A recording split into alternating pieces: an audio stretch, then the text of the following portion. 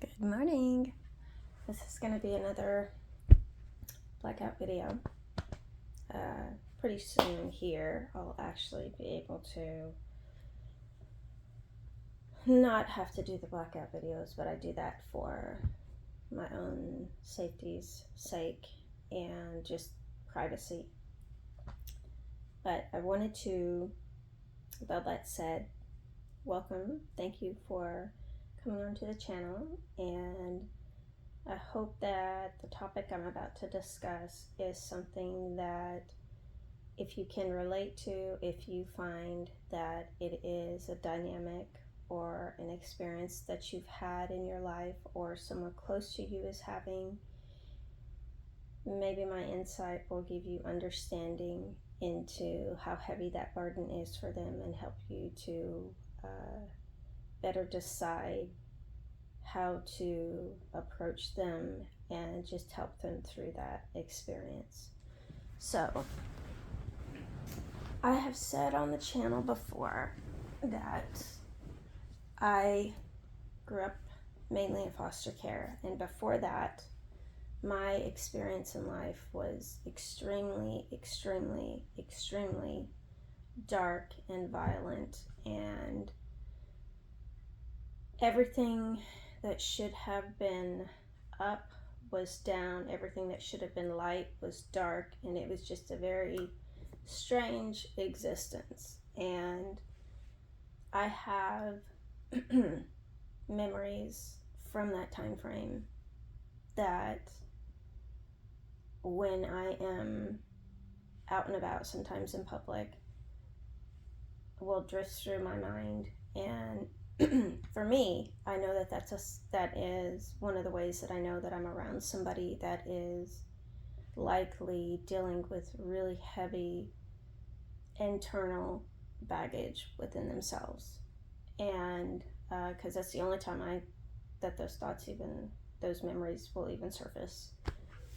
But I am coming on to do this video because there's so much that is coming out in society, within families, just within life on the planet now, of how much people have been conditioned to suppress and withhold their experience to make their predators and perpetrators feel comfortable in their skin and feel like they got away with things, that they're never going to be held accountable, that God didn't see. And the reality is that God does see. He knows, and he knows the wickedness of the heart that intended intentionally to break the innocence free of you as a child. And before I went into foster care, my biological mother's 5 older sons, she had 8 kids, 6 boys and 2 girls, were all into Satan worship. 2 of them, though, which is a variation of Satanism, were into Luciferianism, which is totally different. But when they would do spells and incantations and force us, the younger kids, to act as the sacrifice for their incantations and their spells and different things of that nature, I still remember some of the language and some of the incantation that was invoked. And very often afterwards, I would be violently sexually assaulted by all of them. And so as a child, I knew that I was being offered as a sacrifice to a demonic entity. And what would frustrate my older brothers is that I would stand up and I would tell them, God sees what you're doing. He knows what's in you. You are not going to get away. You may be able to hurt me now and do these awful things to me, but you will not escape judgment, ever. And, of course, because I was 4 years old standing up to grown men saying that, the abuse would become even more horrifically satanic and more ritualistic and ritualized. And as a child, for a very short amount of time, I believed that my mother did not know what was going on until one day she walked in, and it was very painful. I was bleeding, and she laughed. And she told me if I was going to cry, she was going to give me something to cry about. And I had no idea what that meant. I just knew that it likely meant even more trauma for me. And so the very next day, she walked me into a room with an older gentleman, and she sat down on a chair and she watched while he sexually assaulted me and she trafficked me. And she laughed the whole time, and it wasn't a normal laugh. It was a very evil, maniacal laugh. And the trauma that she wanted that to have on me is something that God, in His divine presence, protected me from. Because yes, I experienced very, very, very physically painful acts, but I always had His presence with me. So I knew that this would happen for the time frame that it happened, but the day would come when every last one of these people would be held accountable and would be brought to justice. And it doesn't matter if it was justice in the legal system or justice by the judgment of God. And so knowing that made me not inhabit the fear of these people that are like this. Because I know that they think that they're empowered and they have power and control, but they don't. Because they are bound by this demonic presence that is so heavy within them that they can't even control themselves. They do the things that they can't stop themselves from doing because they are infiltrated and infested with demonic energy, because they have made a choice to seek the dark and identify the dark as who they are. Now, going into foster care, the system knew about that, but refused to prosecute any of my brothers because I was too young, quote unquote, at the time, for the state of California to prosecute. But California is a haven for predators. They don't care. They don't prosecute child abuse cases. Very good. And pedophiles and predators are invited into all levels of government in California. It's no wonder to me that Disney has Disneyland there,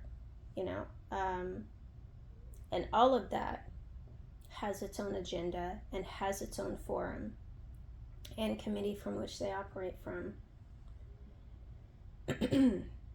Going into foster care, my foster father was like meeting the demon of wrath in human form. And so he was just another level to the demonic that I had already been introduced to as a child. And again, even with him, the day that I met him, the moment that I laid eyes on him, I knew what he was, and I thought it, but I spoke my thought.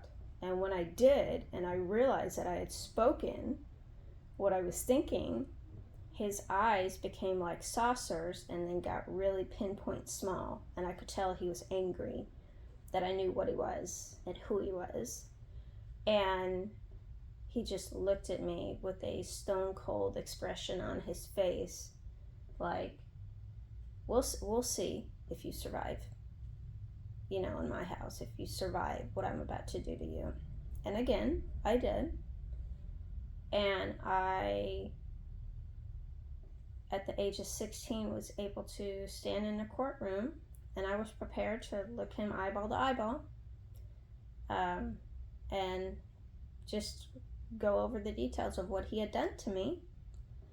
And he was such a coward that the whole time during the trial, he laid his head on the table and would not look up. Not once.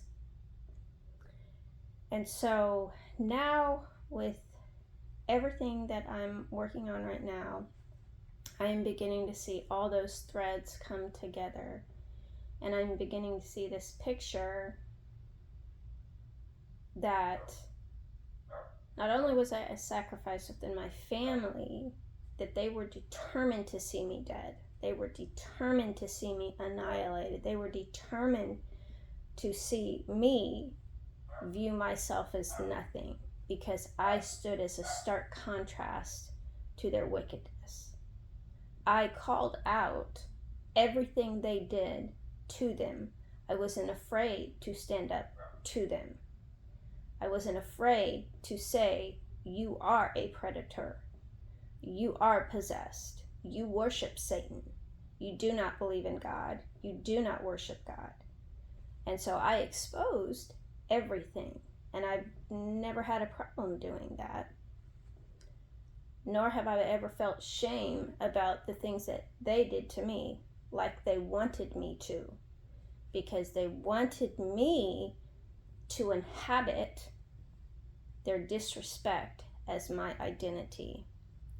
And so what I am sharing with you in relaying all of this is that when you cross paths with someone who has been rejected out of their families because they are the one that stands up and speaks the truth, and they are the one that acknowledges the sickness that is the family dynamic, that is not a personality trait, that is unhealed trauma masquerading as someone is just continuously having a bad day. No, someone doesn't want to deal with the internal mechanisms of who they are, so they project it out onto other people. Nobody wants to be around them.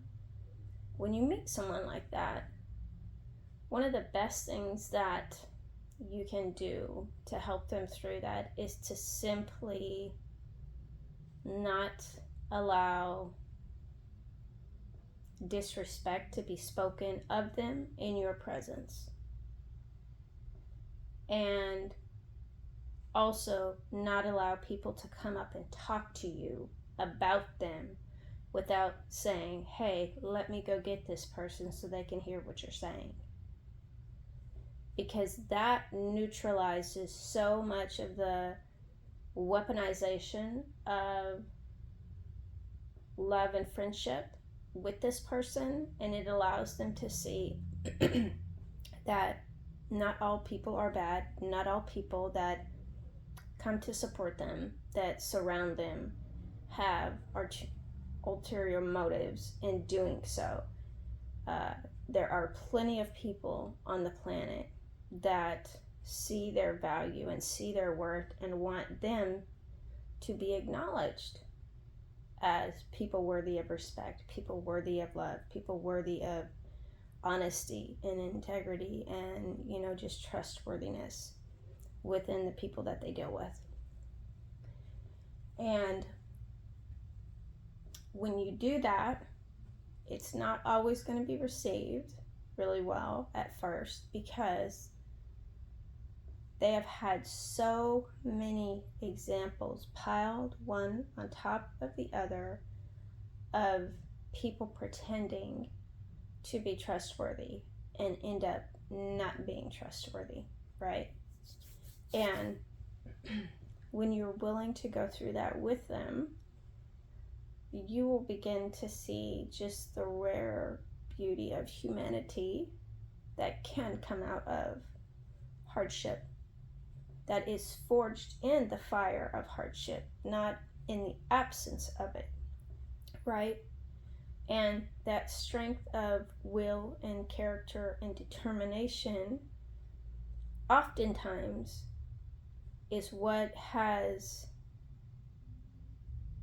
separated them from the people around them, because the people around them have seen how determined they are, and not having that same drive have felt jealous of it or felt put off by it because it's too much. Okay, but that is the type of energy that in the past has likely used this person's determination against them, to get them to crash out, to get them to self-sabotage, or in some cases self-delete, themselves from scenarios and relationships and families. And when you can see that for them and with them, the best thing to do is to just encircle them and not try to fix it or excuse me, somehow magically band-aid it to where they don't have to go through the process that they do to, owning the decision that they've made, which is to step away from all of that and to build, even if it's separately, even even if it's on their own, to build a life for themselves that is enjoyable. And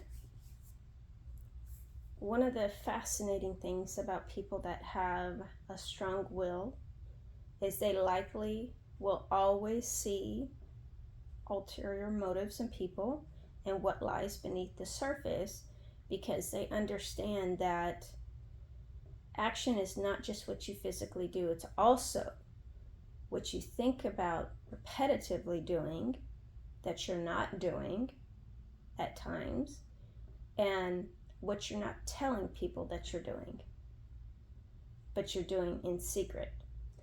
And so they are very deep thinkers, but they're also deep feelers, and they feel into the aspect of the humanity of the person behind the mask and the veil that they wear every day. And so although, yes, they may deal with people differently, they don't necessarily see the title of boss or manager or maintenance person. They see underneath the surface. It's not because they necessarily want to, but it's likely because they have learned that not doing that is not safe, and it's not actually smart to just go through life freely and just think that you can trust anyone and everyone, and when somebody says they're going to show up, they're going to show up.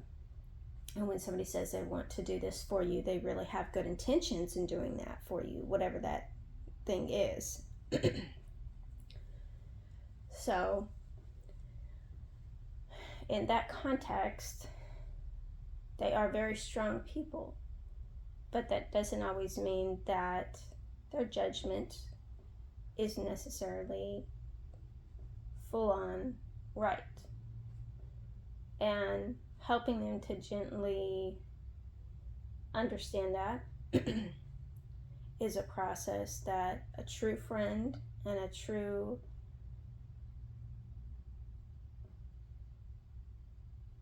partner will sit with them through and walk with them through, right?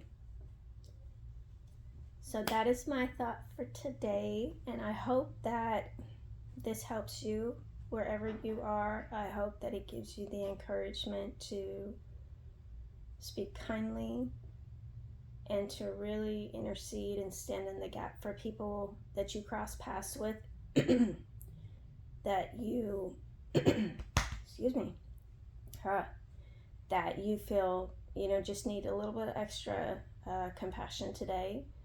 And may you continue to be surrounded in the love and light that you desire to experience. I will see you on the next video.